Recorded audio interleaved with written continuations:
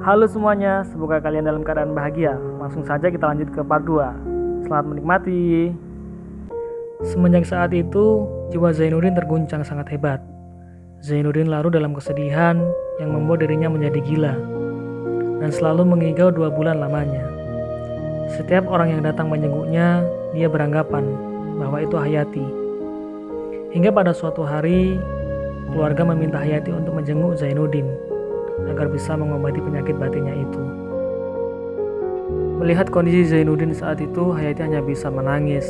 Zainuddin yang tegar kini telah rapuh, telah hilang di larung kesedihan yang mendalam.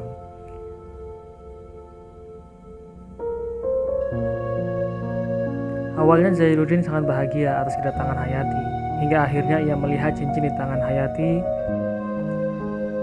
Kemudian Zainuddin memalingkan wajahnya dan menyuruhnya pergi.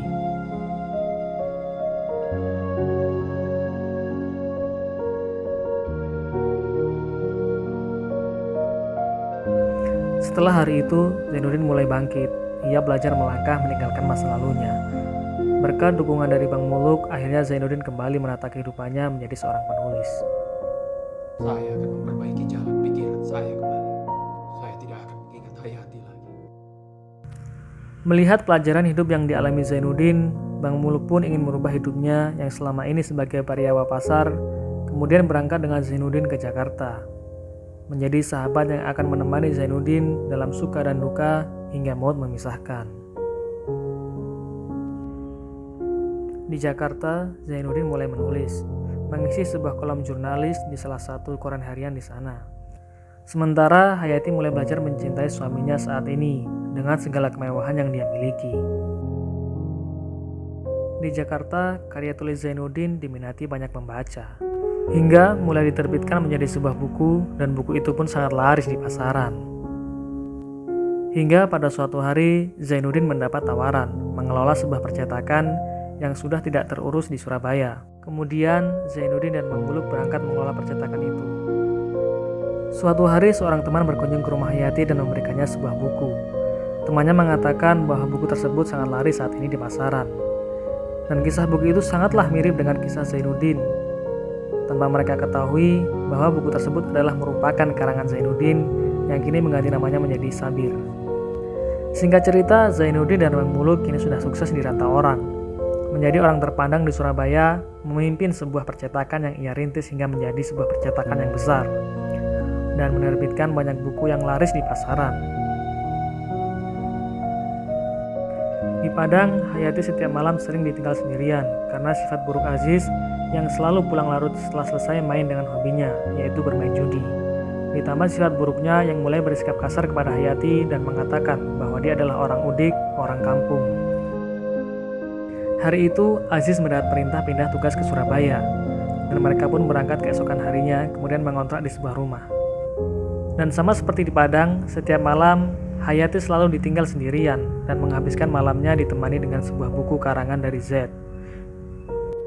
Di tempat lain, Zainuddin dan Bang Muluk membeli sebuah rumah yang sangat besar. Mereka semakin sukses sekarang, dan Bang Muluk tetap setia menemani Zainuddin kemanapun ia melangkah. Suatu hari, Aziz mendapat undangan untuk menghadiri acara perkumpulan anak rantau Minang di Surabaya. Acara tersebut akan menampilkan pertunjukan opera yang saat ini sedang populer. Opera Terusir arahan Gubahan Z. Di sana Hayati tak sanggup membendung air matanya menyaksikan sebuah pertunjukan yang secara tak sadar kisah tersebut persis seperti kisahnya yang pernah ia jalani bersama Zainuddin kekasihnya dulu.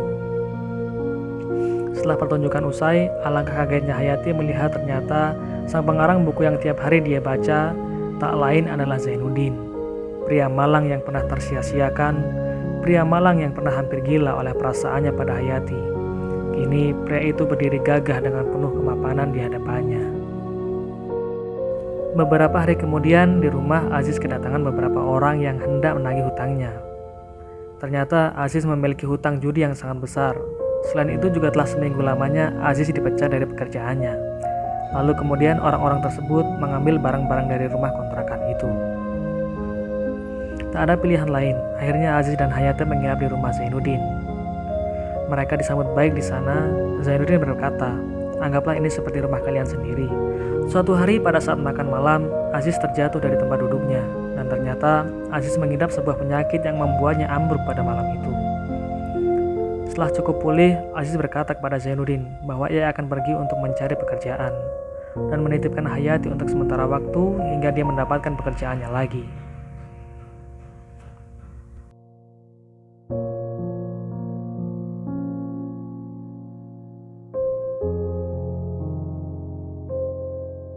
Hari-hari berganti, Zainuddin dan Hayati saling menjaga jarak di antara mereka. Walaupun di dalam hatinya Zainuddin masih amat sangat sayang pada Hayati, tapi tak sedikit pun dia menunjukkan perasaannya itu. Zainuddin tetap menutup diri hingga Hayati merasa tak nyaman pada dirinya. Tanpa dia ketahui, diam-diam Zainuddin selalu memperhatikannya dari kejauhan dan memendam kesedihan yang sangat mendalam. Bunga yang dia semai dulu kini mekar di tangan orang.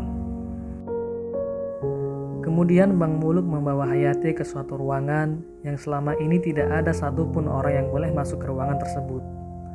Lalu di sana Bang Muluk melihatkan sebuah rahasia yang selalu ditutupi Zainuddin. Sebuah gambar Hayati terpajang di kamar itu, yang setiap hari selalu dipandangi Zainuddin dan meratapi nasib dirinya. Suatu pagi Zainuddin mendapat sebuah surat. Ternyata surat tersebut datang dari Aziz, mengabarkan bahwa dia telah menyerah dengan kehidupan dan menitipkan istrinya Hayati kepada Zainuddin.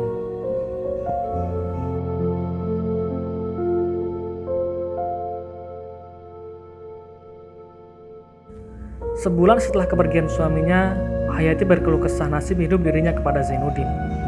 Berharap Zainuddin akan bermurah hati mempersuntingnya, akan tetapi Zainuddin menolak. Luka hatinya masih berdarah atas kelakuan yang dulu pernah ia terima dari Hayati dan paman-pamannya di kampung. Ketika ia di Padang dulu dan Zainuddin pun berkata, Pantang pisang berbuah dua kali. Pantang pemuda makan sisa.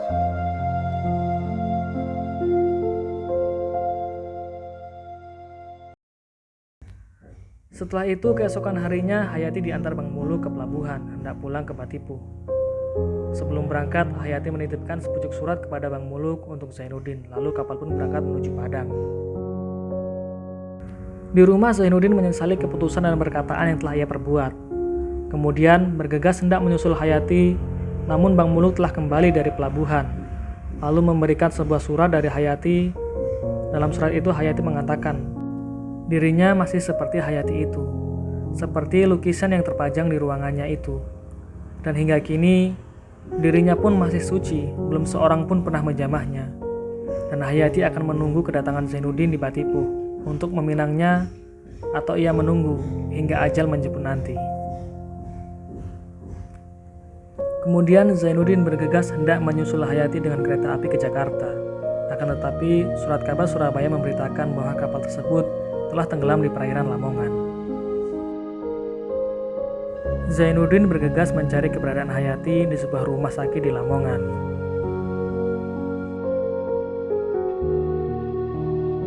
Dan di sana Hayati telah terbaring lemah dengan foto Zainuddin di dalam genggamannya. Hidupku hanya buat kau seorang, Hayati. Kita akan menikah. Kita hidup berdua. Kebahagiaan cinta ada di depan kita. Aku cinta akan kau, Zainuddin. Bacakan 2 kalimat suci. Asyhadu an la ilaha illallah.